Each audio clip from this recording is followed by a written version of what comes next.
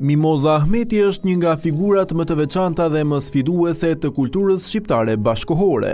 Poete dhe mendimtare që ka lëvizur vazhdimisht në kufit mes artit, filozofisë dhe rebelimit individual. Ajo nuk është thjesht një autore e letërsisë shqipe, por një fenomen kulturor që ka sfiduar normat estetike, morale dhe shoqërore, që nga dalja e saj në skenë në fund të viteve 80 dhe fillim të viteve 90. E lindur në Shqipëri në një periudhë kur arti dhe fjala kontrolloheshin fort nga regjimi, Ahmeti u shfaq si një zë krejt ndryshe në një kohë tranzicioni.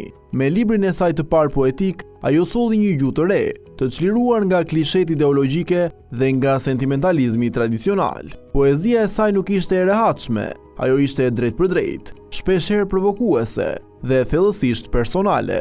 Në një shoqëri ku trupi dhe dëshira ishin tabu, ajo i vendosi në qendër të ligjërimit, duke e trajtuar erotikën si pjesë të qenies njerëzore dhe jo si diçka për t'u fshehur. Në këtë aspekt, krijimtaria e saj shpesh është krahasuar me ide nga mendimtar të mëdhej botror, për idenë e individit që krijon vetë vlerat e tij, apo për mënyrën se si trupi dhe identiteti ndërtohen në raport me pushtetin dhe normat shoqërore. Po ashtu dimensioni i dëshirës dhe i brëndësisë njerëzore në veprën e saj mund të lexohet edhe në ndritën e Sigmund Freud. Por Mimoza Ahmeti nuk është thjesht një autore që mund të shpjegohet përmes teorive. Ajo është një përvojë më vete. Ajo e zhvendosi figurën e gruas shqiptare nga një simbol pasiv në një subjekt aktiv, që mendon, dëshiron dhe shpreh lirshëm. Ky transformim nuk ishte vetëm estetik, por edhe thellësisht politik, sepse sfidonte një kulturë të tërë pritshmërish dhe kufizimesh. Një tjetër element që e bën Ahmetin unike është fakti se ajo nuk e ndan jetën nga arti. Ajo ka kthyer vetveten në një lloj performance të vazhdueshme, ku mënyra e të folurit, e të veshurit dhe e të qenit janë pjesë së njëjtës vepër. Në këtë kuptim, ajo i parapriu epokës së sotme të mediave sociale, ku identiteti shpesh ndërtohet publikisht, por ndryshe nga shumë të tjerë, autenticiteti i saj nuk është strategji, por natyrë. Rikthimi i saj në vëmendjen e publikut përmes Ferma VIP 3 nuk është një rastësi e thjesht mediatike, përkundrazi është një dëshmi se figura të tilla mbeten relevante, pikërisht sepse nuk përshtaten lehtësisht. Në një botë ku shumë kush ndërton imazhe për t'u pranuar, Ahmeti përfaqëson të kundërtën,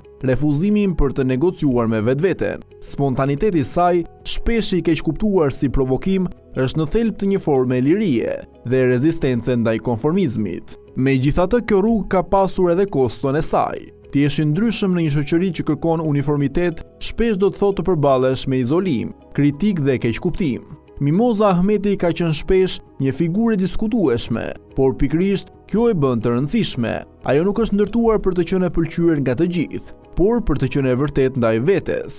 Sot ajo shihet nga shumë si një simbol i autenticitetit, një figurë që i kujton shoqërisë shqiptare se liria individuale nuk është vetëm një koncept abstrakt, por një praktike e përditshme që kërkon guxim. Për brezat e rinj që e zbulojnë ndoshta për herë të parë përmes ekranit, ajo vjen si një dëshmi se të qenit vetvetja nuk është dobësi, por një nga format më të rralla të forcës. Në thelb, Mimoza Ahmeti mbetet një pikë takimi mes poezisë dhe jetës, mes mendimit dhe përjetimit. Ajo nuk është thjesht një emër në letërsinë shqipe, është një sfidë e hapur ndaj çdo norme që kërkon ta bëjë individin më të vogël se sa është në të vërtetë.